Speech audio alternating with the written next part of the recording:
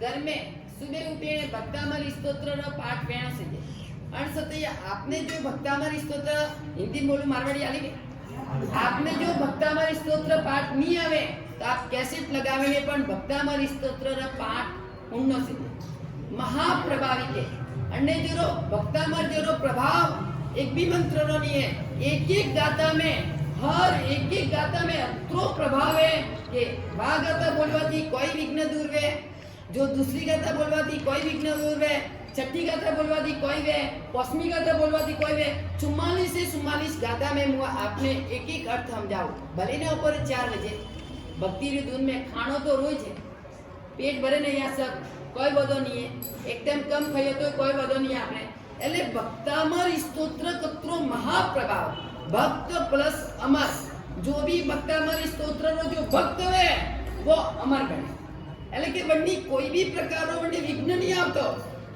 कोई भी विघ्न आवे उपाधि वे कोई भी अपरे घर में क्लेश वेता वे अपरे घर में टामन टुमन वेता वे अपरे घर में कोई भी कहीं करियो वे कोई भी कुछ भी वे भक्तामर स्त्रोत्र पानी जल छटकाव आपरे घर में छोटोला तो आपरे विघ्न सब दूर रोज तर्जनी ओंगली એટલે કે अनामिका ओंगली पूजा करवा सौंदर्य वाटकी में भक्तामर स्तोत्रला एक गाथा पूर्व आवतु तो पूर्व इधर जो भी आपरे विघ्न है वो गाथा मु आपने मंत्र दो वणनी वृत्ति दो कोई भी आपरे जो कोई भी तकलीफ है तो मने कहजो એટલે વણનો વૃત્તિ મંત્ર वो एक गाथो बोले ने आप पानी घर में पियो तो पण वो पानी आप पिए को એટલે આમ કોણ ખોલીનો બેઠો અટારો પંચામૃતનો પક્ષાલ અપરે લગાડે को नाभीથી નીચેની नाभीથી ઉપર લગાડે को घर में छोटे को बीजो रोज अपे भक्तामर स्तोत्रનો પાઠ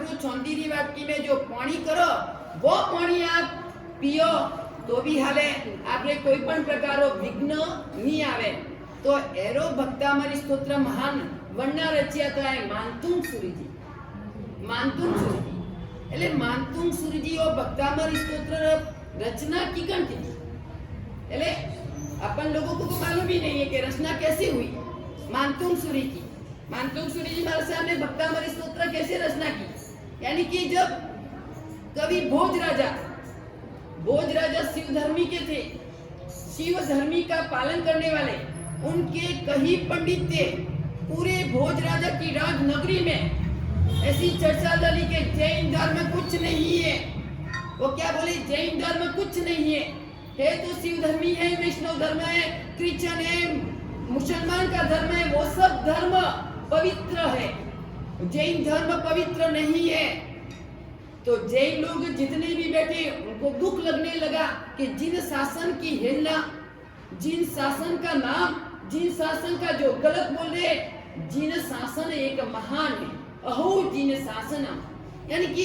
जिन शासन इतना महान है इतना मान जिन शासन की हेलना अपन लोगों को नहीं करनी चाहिए जो भी जिन शासन की हेलना करता है अपनी आत्मा में रुआटे अपने को दुख होना चाहिए कि जैन धर्म के विरुद्ध एक भी बच्चा बोल दे हमारा धर्म एक सही है तो बड़े बड़े सेठिए ट्रस्टी लोग आचार्य मानतुंग सूरी जी महाराज उपासना में विराजमान थे उनके पास में गए अरे अपने धर्म की विरुद्ध बोल रहे हैं राजसभा पूरी सभा भरी हुई थी राजा भोज और कवि राजा भोज थे बड़े बड़े पंडित आए हुए थे पूरी राजसभा भरी हुई थी इतनी जैन धर्म की हलो हल विराधना हलो हल हेलना उनके दिल में दुख लगा कि कुछ न कुछ तो गुरुदेव अभी आपको करना है गुरुदेव बहुत लब्धिधारी थे लेकिन अपने जैन धर्म में कितने भी जो लब्धिधारी होते हैं ना वो उनका उपयोग हर टाइम में नहीं करते कभी भी अपवाद मार्ग में कोई जिन शासन की जब हेलना हो रही है तभी वो लब्धि का उपयोग करते हैं अभी तो कुछ न कुछ भाई करना पड़ेगा मानतुंग सूरी जी महाराज साहब को लेके आए ट्रस्टी जैन समाज पूरा गए कविराज भोज की सभा में सब पंडितों को बुलाओ सबको बुलाओ जिन शासन कितना अहो जिन शासनम हमारा जिन शासन कितना महान है हम बताते हैं आप बोले शिव धर्मी है वैष्णव है, वैष्णव का धर्म है, क्रिश्चियन का धर्म है, मुसलमान का धर्म है, सब धर्म माने। लेकिन मैं बोलूं जितने भी धर्म है वो सब धर्म में जैन धर्म महान है। जैन धर्म के सिवा एक भी धर्म एक ऐसा नहीं है। छोटा छोटा बच्चा जैन धर्म के लिए बलिदान देने के लिए तैयार है।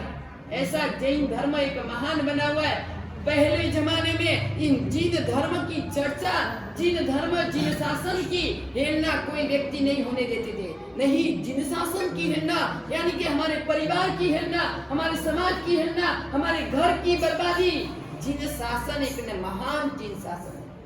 गुरुदेव गए, सब पकड़ के ले गए। गुरुदेव अब तो कुछ करना ही पड़ेगा, जिन शासन का नाम रोशन करना है, अपने जैन धर्म का नाम रोशन करना है। आए गुरुदेव कवि राजा भोज को बोले मंगाओ 44 बेड़ियां और मेरे को भूगर्भ में, ऐसे भूगर्भ में डालो और भोयरा में इसका 44 दरवाजा, ताला ताला ताला ताला, ऐसे भूगर्भ में 44 बेड़ी मंगाओ।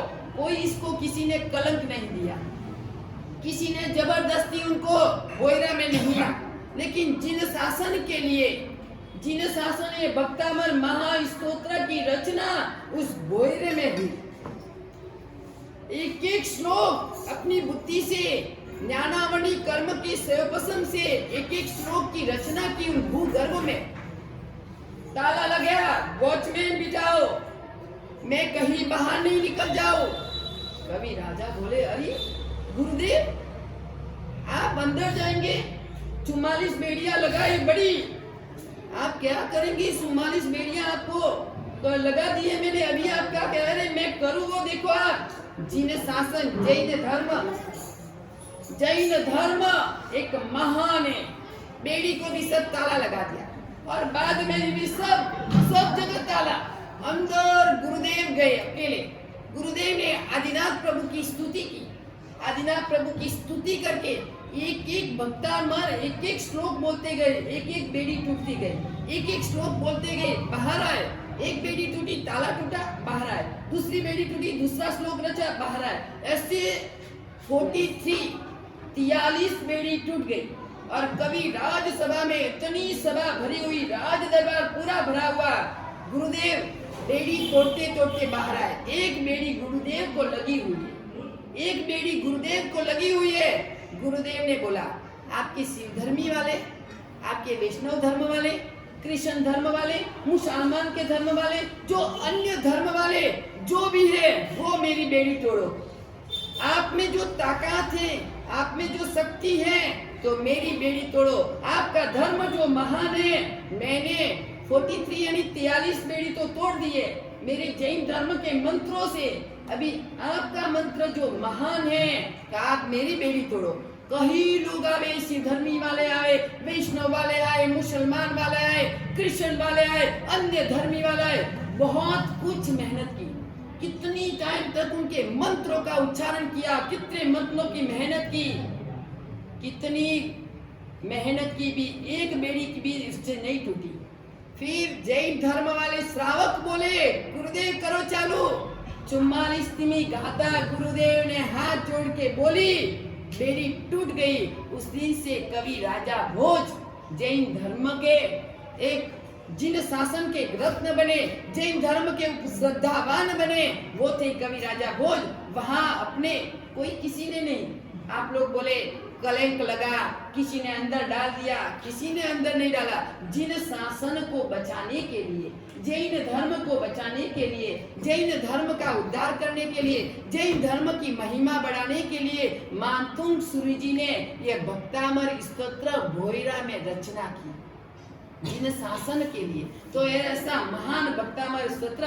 चलो अपन आते हैं, अभी आगे बढ़ते हैं। भक्तामर स्तोत्र का अभिषेक यानी कि अष्ट प्रकारी पूजा, महापूजन। ऐसे अपने निर्दोष जैन संघ की महिला मंडल बहने भक्तामर महाप्रभाविक पूजन एक महाप्रभाविक पूजन है, बड़ा पूजन। उसमें 30-35 हजार का खर्चा होता है, लेकिन आपको कोई इतना खर्चा करने की जरूरत नहीं। हम लोग सब कर लेते हैं, आपको कोई खर्चा नहीं, जितना फ्रूट मिठाई है वही खर्चा है, लेकिन एक महाप्रभाविक पूजन का आपको लाभ मिलता है। एक शत्रुंजय आदिनाथ दादा, शत्रुंजय के ऊपर जो भी आदिनाथ दादा है, उन आदिनाथ दादा की महाप्रभाविक भक्तामर महापूजन है, महापूजन कहलाता है। महापूजन इतना लाभ अमूल्य, तो महिला मंडल ने ये लाभ लिया है, धन्यवाद के पात्र है महिला मंडल बहनों की अनुमोदना।